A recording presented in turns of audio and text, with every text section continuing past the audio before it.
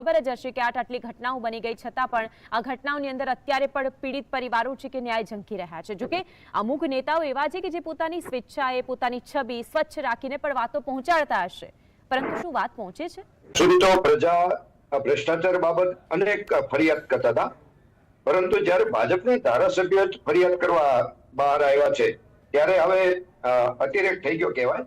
અને ભાજપના ધારાસભ્યો પોતે જ જ્યારે એમ કહેતા હોય કે રાજ્યમાં અધિકારી રાજ ચાલી રહ્યું છે, ત્યારે લોકશાહી બાબત આ એક શરમજનક વાત કહેવાય કે ક્યાંક ને ક્યાંક ત્રુટિ છે। આપણે જોઈએ કે ભૂતકાળમાં હમણાં જે તાજેતરમાં દુર્ઘટનાઓ બની છે, આ અગ્નિકાંડની, હરણીકોટ કાંડ કે તક્ષશિલા કે મોરબી ઝૂલતા પુલ, એની પાછળ તો મૂળભૂત ભ્રષ્ટાચાર જ છે, અધિકારી લેવલનો જે ભ્રષ્ટાચાર છે। અને એનાથી પણ વિશેષ શરમજનક વાત એ છે કે એ પીડિત લોકોને હજી સુધી કઈ સહાય મળી નથી, ન્યાય નથી મળ્યો, અને નવી એસઆઈટીઓની નિમણૂક થઈ રહી છે। એટલે પીડિત પરિવારોએ જ્યારે રોડ ઉપર આવવું પડે છે એ એનાથી પણ વધુ શરમજનક છે। એટલે જે રાષ્ટ્રવાદથી ઓળખાતી સરકાર હવે ભ્રષ્ટાચાર અને મોંઘવારી અને ઉદ્યોગપતિઓને સહકાર દેવો, એક વન સાઇડ સહકાર દેવો, એવી ઓળખ હવે નવી ઊભી થઈ રહી છે। અને સરકારને પણ હાઈકોર્ટના ફટકાર વિના કે કઠોર શબ્દ વિના સરકાર પણ નિર્ણય લેતી નથી, એ ખરેખર એક વિચારવા જેવી વાત છે। હાજી, આપની પાસે આવું છું પ્રદ્યુમનસિંહ, વહીવટી તંત્ર પર પણ ભ્રષ્ટાચારના અજગરે ભરડો લીધો છે, એવું એટલા માટે કારણ કે આપણે જોયું હશે કે કઈ રીતે આ બધી જ પ્રવૃત્તિઓ થઈ। જી, હમણાં પ્રશાંતભાઈ વાત કરી એ રીતે સત્તાનું કેન્દ્રીકરણ થઈ ગયું છે। માત્ર લિમિટેડ માણસો જે રાજકીય વ્યક્તિઓ છે, હોદ્દેદારો, એમનું અને અધિકારીઓનું એ પણ ઉપલા લેવલે અધિકારીનું ચાલે છે। બાકી ભાજપનો કે સત્તાધારી પક્ષનો જે સામાન્ય હોદ્દેદાર છે કે કાર્યકર છે, એ તો માત્ર શોભાના ગાંઠિયાની જેમ છે। એ ક્યાંય અધિકારી પાસે પ્રજાના પ્રશ્નો લઈને જઈ પણ શકતો નથી, કે પછી કોઈ પણ એવું કામ લગભગ નથી જેને કહેવાય ને કે 90% કાર્યો પૈસાથી જ થાય છે। એટલે કાર્યકર પોતે પણ જઈ નથી શકતો। ભ્રષ્ટાચાર એ મૂળભૂત ઓળખ થઈ ગઈ છે અત્યારે। અને સૌથી વધુ તો કોર્પોરેશન અને નગરપાલિકાઓ એને તો માજા મૂકી છે ભ્રષ્ટાચારની, કેમ કે એમાં ગ્રાન્ટ શહેરના ડેવલપમેન્ટના નામે બહુ જ આવે છે, પરંતુ એનું ક્યાં વાપરવું, કેમ વાપરવું, લેટરો પહોંચાડે છે, વાત પહોંચાડે છે, છતાં પણ તે વાતો ઉપર ધ્યાન નથી દોરાતું। આનો મતલબ શું થાય? એકના એક અધિકારીને વારંવાર એક્સટેન્શન આપવા નિયમોથી ઉપર, નિયમ છે કે 2 વખત સમથિંગ જે એક્સટેન્શન આપી શકે રિટાયર થયા પછી, 6 8 વારના એક્સટેન્શન છે। એટલે બીજા કોઈ લાયક અધિકારીઓ નથી આપણી પાસે કે એક જ અધિકારીને નિરંતર એક્સટેન્શન આપતા રહેવા પડે। એની પાછળ જ એક સાંઠગાંઠ છે કે વહીવટનો દોરી સંચાર 100% પોલિટિશિયન પાસે રહે અને નવા અધિકારીઓની સાથે કનેક્શન ન કરવું પડે।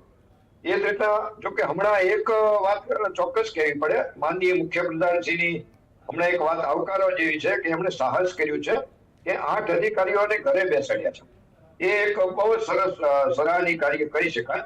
પણ આ જ વાતની આ નિરંતર આવા નિર્ણયો હવે લે તો એનો લાંબા ગાળે કઈક ફાયદો દેખાય, પણ બાકી આમનામ જો ચાલશે ને માત્ર સસ્પેન્શનથી સંતોષ માનવામાં આવશે તો એ તો આ બધી જે ભ્રષ્ટાચારની યાત્રા નિરંતર ચાલતી જ રહે છે, એમાં કોઈ જલ્દી નિવેડો નહીં આવે એવું લાગે છે।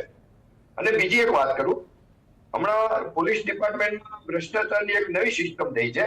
દારૂનો ધંધો ચાલુ કરવો હોય તો ડાયરેક્ટ જિલ્લાના અધિકારી, જે મુખ્ય અધિકારી હોય, એ તેનું સેટિંગ કરે છે। એટલે જો એસએમસી જે સ્ટેટ મોનિટરિંગ સેલ એમાં એની રેડ પાડે ને દારૂ પકડાય, મોટો દારૂ પકડાય જ છે, તો એને જે તે નીચેના પીએસઆઈ કે પીઆઈ ને જે તે જિલ્લા અધિકારી સસ્પેન્ડ નથી કરતા, કેમ કે પોતે એમાં જવાબદાર તો પોતે હોય છે। હવે પછી મને ડીઆઈજી કે આઈજી એને સસ્પેન્ડ કરવા પડે છે। આટલી મોટી ભ્રષ્ટાચારમાં મનમાની થઈ રહી છે અને સામે સરકાર માત્ર જોઈ રહી, સંતોષ માની રહી છે। હાજી, કહી દીધી કે જ્યારે સત્તા મળે છે ત્યારે સત્તાનો ઉપયોગ આખરે કઈ રીતે કરવો તે કદાચ અધિકારીઓમાં એ ખુરશી ઉપર બેસીને એવું થઈ જતું હશે કે હવે તો અમે જે ઈચ્છીએ એ જ કરીશું। હા, એ અધિકારી છે અને એની ઓળખ સરકારી સર્વન્ટ તરીકેની હોય છે ઓન પેપર, તો ગવર્નમેન્ટ સર્વન્ટ જેને કહે ને, એ રાજા નથી, એ ન ભૂલવું જોઈએ। એમણે પ્રશાંતભાઈને જવાબ નથી દીધો, 3 વાર કીધું છતાંય એ જ મોટી વાત છે. આપણે રજવાડાઓને આ બધું ત્યાં એની પાસેથી લઈને જે અત્યારે અધિકારીઓને આપ્યું છે, તો એના માટે તે અત્યારે હજી સંતોષ નથી પ્રજામાં. આવા બધા પ્રશ્નો છે અને એ માટે સમસ્ત નાગરિકોએ જાગૃત થવું પડશે. ને વાત કરીએ તો અત્યારે આઉટસોર્સિંગ એટલે કે કોન્ટ્રાક્ટ પદ્ધતિ જે છે એ ભ્રષ્ટાચારનું સૌથી મોટું એક ક્ષેત્ર છે અને સરકારની નજર સામે જ બની રહ્યું છે.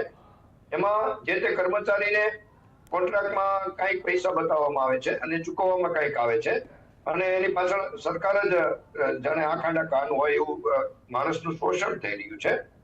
અને બીજી વાત કરીએ, ભ્રષ્ટાચારની વાત કરીએ તો કોર્પોરેશનો, નગરપાલિકાઓમાં માત્ર 2 ઇંચ વરસાદ પડે ત્યાં પાણી ભરાય છે બધે સોસાયટીઓમાં.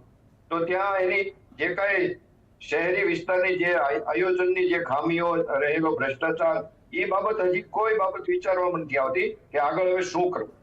એટલે એ વિચારવા જેવું છે. અને ભ્રષ્ટાચારની વાત આપણે રાજ્યથી આગળ ચાલીએ કે CAG નો હમણાં એક રિપોર્ટ છે અને 2014 પહેલા જે CAG કેગના રિપોર્ટ મુજબ જ જે સરકાર સત્તામાં આવી હતી કોંગ્રેસની વિરુદ્ધમાં, એ જ CAG નો રિપોર્ટ છે કે એમાં ઘણા બધા ભ્રષ્ટાચારો રિમાર્ક થયા છે, ભ્રષ્ટાચારો દેખાણા છે ચાલુ સરકારમાં. એટલે એ પણ જોવા જેવું છે કે જે 14 કરોડનો 1 કિલોમીટરનો 14 કરોડ કે સમથિંગ 18 કરોડ 1 કિલોમીટરનો રોડ 258 કરોડનો હતો 1 કિલોમીટરની, એવા ચમત્કારો થયા છે, જાદુગીરી થઈ છે.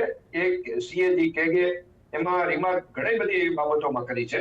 એટલે ભ્રષ્ટાચાર એક જાણે બધી જગ્યાએ થઈ ગયો હોય છે, એક ફેશન થઈ ગઈ છે. પણ પ્રદ્યુમનસિંહ, આપ એ વાત માનો છો કે આખરે જે તે વખતે કોઈ પણ વ્યક્તિ પોતાનું કામ લઈને ગયો હોય, તેને કોઈ ભારતીય જનતા પાર્ટીના કે પક્ષના કોઈ પણ નેતાની વાતનો ઉલ્લેખ કર્યો હોય, પરંતુ નેતાની પણ અધિકારી સાથે કોઈ ટસલ હોય તો એ પણ કામ ન થવા દે? કોર્પોરેશનમાં એક સિસ્ટમ છે કે તમારે ફાઇલ મૂકે, ફાઇલ પછી સંગઠનમાં પણ જાય છે.